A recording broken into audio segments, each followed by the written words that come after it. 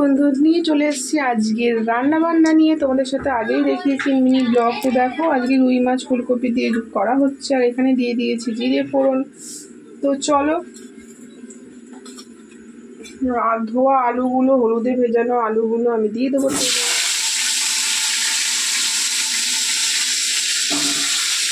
দেখতেই পাচ্ছ, তো তোমাদের সাথে অনেক ছোটো ভিডিও আমি শেয়ার করেছি আজকে মর্নিংয়ে। তো আজকে রান্নাবান্না নিয়ে তোমাদের কাছে চলে এলাম। তো এই শীতের দিনে একটু ফুলকপির ঝোল ভালোই লাগে, যে কোনো মাছের সাথে। লবণ দিয়ে দিচ্ছি,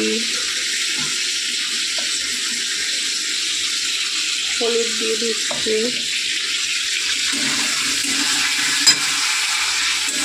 আর এখানে ছেলের গরম জল বেশি দিয়েছি, স্নান করবে, ছোটো মানুষ বুঝতেই পারছো।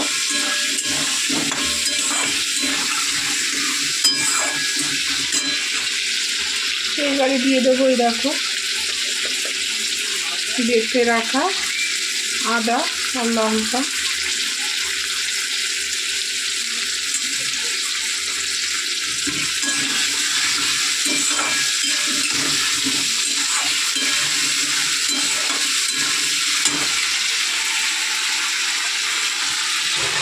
জলটা দিয়ে দিই, নাহলে তেল ছিটে আসবে।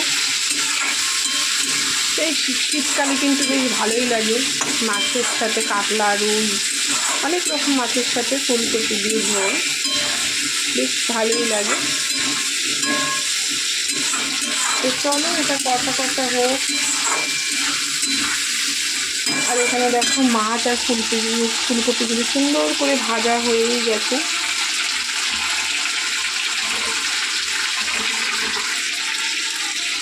এদিকে জামা কাপড় কাচবো, জোরে জল থাকতে মাছটা বসিয়ে যাব। তো দেখো বন্ধু, ঘরে এলাম। দেখো এখনো অবধি বিছানা তোলা হয়নি, তো এখন এই বিছানা তোলার কাজটাই করব। তো চলো। তো বন্ধু দেখো আমার কিন্তু বিছানা গোছানো হয়ে গেল। এবারে আবার বাইরে যাব, চলো দেখে আসি। এদিকে ছেলের জল ভরতে দেওয়া হয়েছে।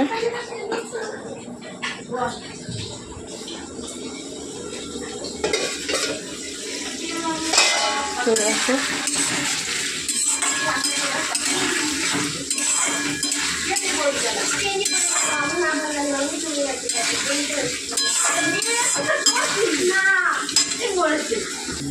তো বন্ধু দেখো তাড়াতাড়ি যা, রোদে ভালো করে কষিয়ে নি।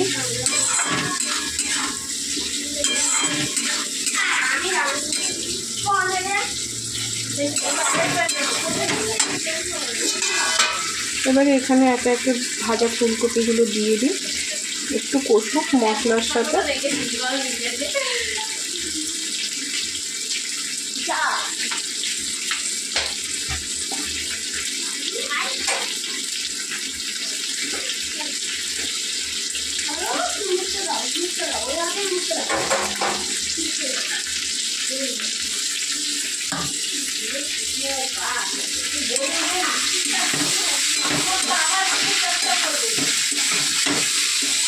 গেঞ্জিটা তেল তেলে হয়ে যাবে বাবা, মুখটায় দে তেল একটু ভালো করে।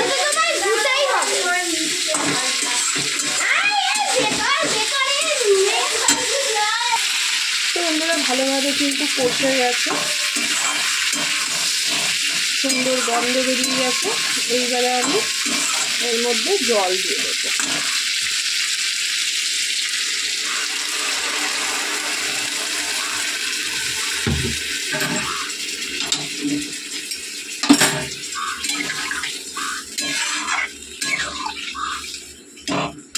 এখন শীতকালে ফুলকপি বেশি ভারী, মানে বেশি মশলাদার খাবার না খেয়ে এরকম পাতলা হালকা ঝোল কিন্তু বেশ ভালো লাগে।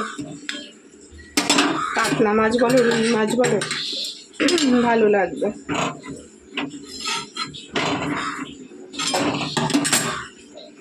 তাই না? আর শীতকালে খেয়ে মজা, অনেক রকমের সবজি ওঠে নতুন নতুন। তো সেই জন্য এবার আমি একে একে মাছ, ভাজা মাছগুলো দিয়ে দিই। অনেকক্ষণ ফুটলে পরে ঝোলের মধ্যে একটা মাছের গন্ধ, একটা ফ্লেভার হবে, সেই জন্য। আর এর মধ্যে কিন্তু ধনেপাতা অ্যাড হবে। তোমরা কি যদি কেউ না চাও সেটা অ্যাভয়েড করতে পারো, কিন্তু আমার ছেলে প্রচণ্ড ভালোবাসে ধনেপাতা, তো ওর জন্য দিতে হবে। তো একটু পরে দেবো, এটা হোক। দেখতেই পাচ্ছ একদম পাতলা ঝোল হয়েছে, কিন্তু ফুলকপি দিয়ে মাছের ঝোল বেশি ভারী। তো চলো বন্ধু, এটা কিন্তু আমার হয়ে গেছে। ভালো করে ফুটে গেলেই নামিয়ে ফেলবো ধনেপাতা দিয়ে।